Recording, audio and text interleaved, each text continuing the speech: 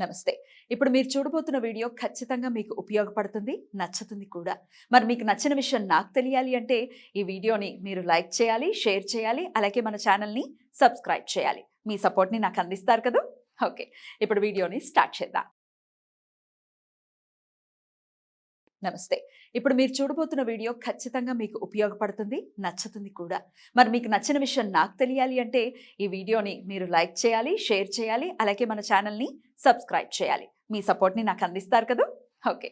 ఇప్పుడు వీడియోని స్టార్ట్ చేద్దాం. నమస్తే, వెల్కమ్ టు అవర్ ఛానల్. నేను పద్మిని. ప్రస్తుతంతో పాటు ప్రముఖ ఆధ్యాత్మికవేత్త, ఆస్ట్రోన్యూమరాలజిస్ట్, ఎనర్జీ వాస్తు స్పెషలిస్ట్, శ్రీ విద్య ఉపాసకులు శ్రీమతి జయప్రద గారు మనతో పాటు ఉన్నారు. మాట్లాడదాం. నమస్కారం అండి. నమస్తే అమ్మ, శ్రీమాత్రే నమః. జయప్రద గారు, దిష్టి దోషం, అబ్బా ఎన్ని సార్లు మాట్లాడినా దిష్టి దోషానికి ఏం చేయాలి, దిష్టి దోషానికి ఏం చేయాలి, ఎవరికి తెలిసిన పద్ధతిలో వాళ్ళు దిష్టిలు తీసుకున్నప్పటికీ ఈవెన్ చిన్న ఫంక్షన్కి వెళ్తే, చిన్న కాస్త రెడీ అయి వెళ్తే, అసలు రెడీ అవ్వకుండా వెళ్ళినా కూడా దిష్టి తగలడం మాత్రం మ్యాండేటరీ లాగా అయిపోతుందండి. ఎందువల్ల ఇలా జరుగుతుంది? ఏంటి దీనికి మంచి పవర్ఫుల్ రెమెడీ ఏంటండి? తప్పకుండా అమ్మా. దిష్టి అసలు ఎందుకు తగులుతుంది అంటే, జాతకంలో చంద్రబలం తక్కువ ఉన్న వాళ్ళకి దిష్టి ఎక్కువ తగులుతుంది. అవునా? జాతకంలో చంద్రుడు తక్కువ ఉన్న వాళ్ళకి, క్షీణచంద్రుడు, అమావాస్యలు కానీ పుట్టిన వాళ్ళకి దిష్టి బాగా తగులుతుంది. ఎంత బాగా తగులుతుంది అంటే, అసలు కొంచెం వాళ్ళు మామూలుగా వాళ్ళ ఇంట్లో ఉంటే కూడా వాళ్ళు దిష్టి తగిలేస్తుంది. వాళ్ళ అద్దం చూసుకుని బాగున్నా నేను అనుకుంటే కూడా వాళ్ళు దిష్టి తగిలేస్తుంది. సాయంత్రం వాళ్ళు పడిపోతారు, వాళ్ళు పోతారు, నీరసంగా పడిపోతారు. అది జాతకంలో ఉండే దోషం. సో జాతక దోషంలో ఉన్నవి మనం వాళ్ళ పర్సనల్ గా చూస్తే చెప్పగలుగుతాం.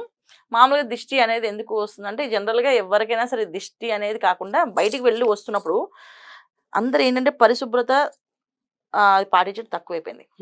అశౌచాలు ఎక్కువగా ఉన్నాయి. అంటే మంత్లీ ప్రాబ్లమ్స్ కలుపుకోవడం కానీ, హాస్పిటల్ నుంచి వస్తూ అక్కడ చనిపోతే వాళ్ళు చూసి వస్తూ కానీ చేస్తూ కానీ, వాళ్ళు మామూలుగా మనం పూర్వం అయితే ఏంటి, వెళ్ళి వస్తే ఖచ్చితంగా స్నానం ఆచరించాక తినేవాళ్ళమే.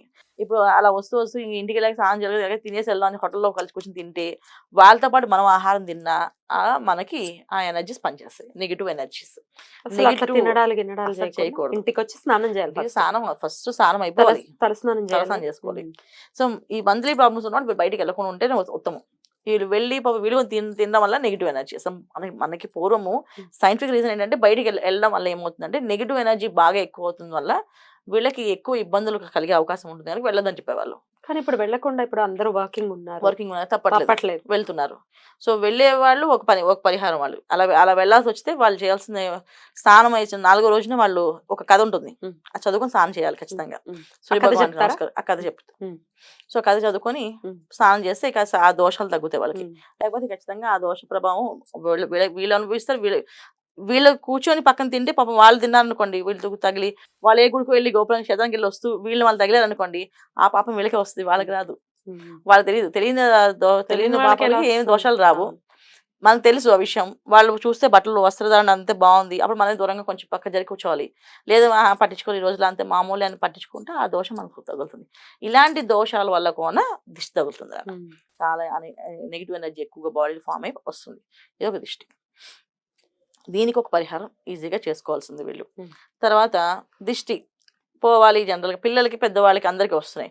ప్రతి ఒక్కరు ఇంట్లోంచి వెళ్ళేటప్పుడు అందరూ కూడా రెడీ అవుతారు. శుభ్రంగా రెడీ అయినప్పుడు అరికాల్లో ఒక కాటికి చుక్క పెట్టుకోవాలి. తర్వాత చిన్న పెద్ద తేడా లేదు, ఎవరైనా సరే అరికాల్లో ఒక కాటి చుక్క పెట్టుకోవాలి. ఇలా పెట్టుకోవడం వల్ల ఏంటంటే నెగిటివ్ ఎనర్జీ దగ్గర రాకుండా ఆగుతుంది. తర్వాత ఇంకొక కాటి చుక్క ఇక్కడ కుడి చెవి వెనకాల ఒక చుక్క పెట్టాలి, కొంచెం పెద్దగా కనిపించినట్టుగా ఇక్కడ పెట్టుకోవాలి. ఆ చుక్క పెట్టడం వల్ల సో దోషం మగవాళ్ళకైనా ఆడవాళ్ళకైనా ఎవరికైనా సరే దిష్టి తగులుతుంది, పడిపోతున్నారు, ఇలా బయటికి వెళ్ళి వస్తే చాలా మేము వారం రోజులు పని లేవట్లేదు అంటే ఖచ్చితంగా ఆ దిష్టి. ఇంటికి వచ్చిన తర్వాత ఖచ్చితంగా ఆ బట్టల్ని విప్పి, అంటే బట్టలు మార్చుకున్నాక ఆ బట్టలు బీరువాలో పెట్టకూడదు. ఆ బట్టల్ని అంటే కొన్ని పట్టు వస్త్రాలు ఉన్నాయనుకో, అవి డ్రై వాష్కి ఇవ్వాలి. సో డ్రై వాష్కి ఇచ్చే బట్టలు ఉన్నాయి కదా, వాటిని మాత్రం ఉప్పుతో దిష్టి తీయాలి. బట్టలు మార్చుకుని వీళ్ళు ఆ బట్టలు తీయాలి ఫస్ట్. సో చాలా మంది తెలియదు ఏంటంటే, ఆ బట్టలు మళ్ళీ తీసుకెళ్ళి మడత పెడతారు, 2 ఐరన్ చేసి మళ్ళీ కట్టుకుంటారు మళ్ళీ ఫంక్షన్స్ కి. ఆ సారీస్ ని కానీ డ్రెస్సెస్ కానీ అన్ని డ్రై వాష్ బట్టలు వేసుకుంటారు. సో దానివల్ల ఏంటంటే ఆ నెగిటివ్ ఇంకా ఫామ్ అయ్యి ఇంకా పెరిగి మళ్ళీ ఇబ్బంది పడతారు. సో అందుకని ఏంటంటే బట్టలన్నీ కూడా మార్చుకున్నాక ఆ బట్టలన్నీ ఒక కుప్పలో పెట్టి అక్కడ ఉప్పుతో ఆ బట్టలకు దిష్టి తీయాలి. రాళ్ళుప్పుతో తీసేసి నీళ్ళల్లో వేసేయాలి.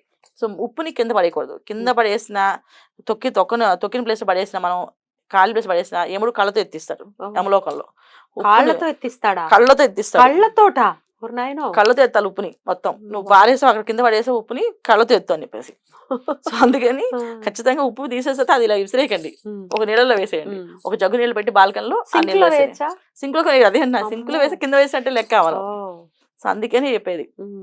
ఇవాళ బయట అంటే ఏంటుంది, సింక్ లోని లేకపోతే బాల్కన్లో వేసేస్తుంటాం కదా, అలా కాకుండా ఒక నీళ్ళలో ఒక జగ్గు నీళ్ళు బయట ఫస్ట్ పెట్టేసుకొని ఈ ఉప్పు దిగదూచి ఆ నీళ్ళు ఉప్పులో వేసేది.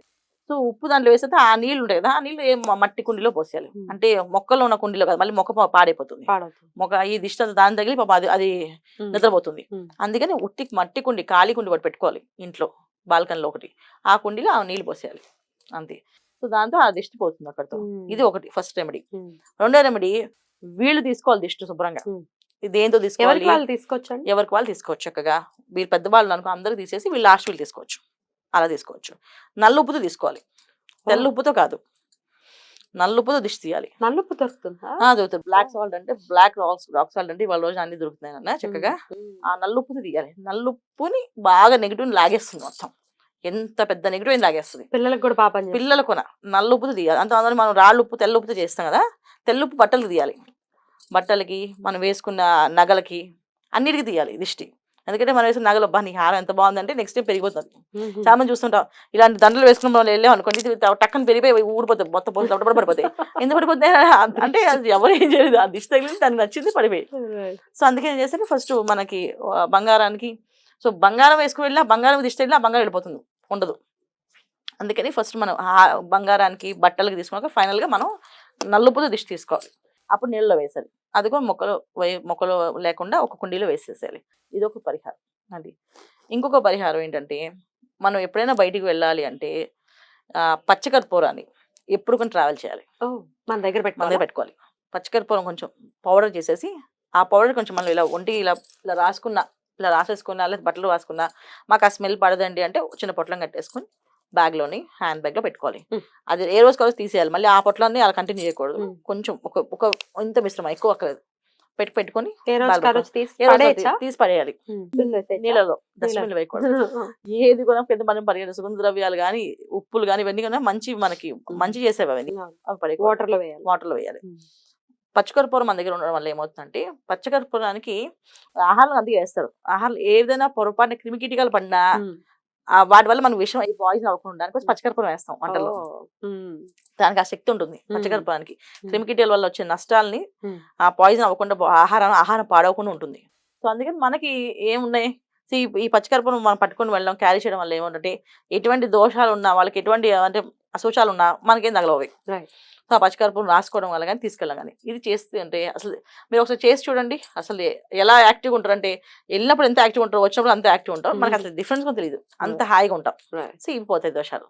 ఈ విధంగా చేసుకోవచ్చు చక్కగా. బ్యూటిఫుల్. దిష్టి దోషాలు అంటే ఇవి డెఫినెట్ గా ఇవి మీరు పచ్చకర్పూరం అని చెప్పారు, తర్వాత బట్టలకు కూడా తీసుకోవాలి అని చెప్తున్నారు. తెలియదు నిజంగా. బట్టలకి తీసుకోవాలి, నగలకు కూడా తీసుకోవాలి. నగలకైతే ఇట్లా ఉప్పు నీళ్ళలో వేయటం లాంటిది కూడా చేస్తుంటారు, అలా చేయొచ్చా? అక్కడ దిష్టి తీసి సరిపోతుంది, ఉప్పు నీళ్ళలో వేసుకోవచ్చు. ఇప్పుడు గోల్డ్ లోన్ నుంచి వచ్చిన తర్వాత ఉప్పు నీళ్ళలో వేసి కాస్త క్లెన్స్ చేస్తారు. వన్ డే అంత ఉంచాలి. వన్ డే అంతా ఉప్పు నీళ్ళలో వేసేయాలి, వేసి ఉంచేయాలి. అప్పుడు నెగటివ్ ఎనర్జీ అంటే ఇప్పుడు చాలా మంది బంగారం అయితే అలా వేసేస్తాను అన్న, 1 గ్రామ్ గోల్డ్ వాడతారు కదా చాలా మంది. 1 గ్రామ్ గోల్డ్ నీళ్ళలో వేస్తే పాడైపోతుంది కదా. సో వాళ్ళు కొంతమంది గోల్డ్ లాగా ఉండే 1 గ్రామ్ గోల్డ్, తర్వాత ఇప్పుడు వెండితో చేయించుకున్నారు. పట్టీలాగా మనం పెట్టుకుంటాం, పట్టీలకి ప్రాబ్లం లేదు. వెండి వడ్డానం బాగుంటుంది తప్ప ఈ మెళ్ళో హారాలు, కంఠ హారాలు మాత్రం వెండి వేసుకోకూడదు. వేసుకుంటే బంగారం రాదు. ఇది ఈ స్థానాలన్నీ కూడా గురువు స్థానాలు.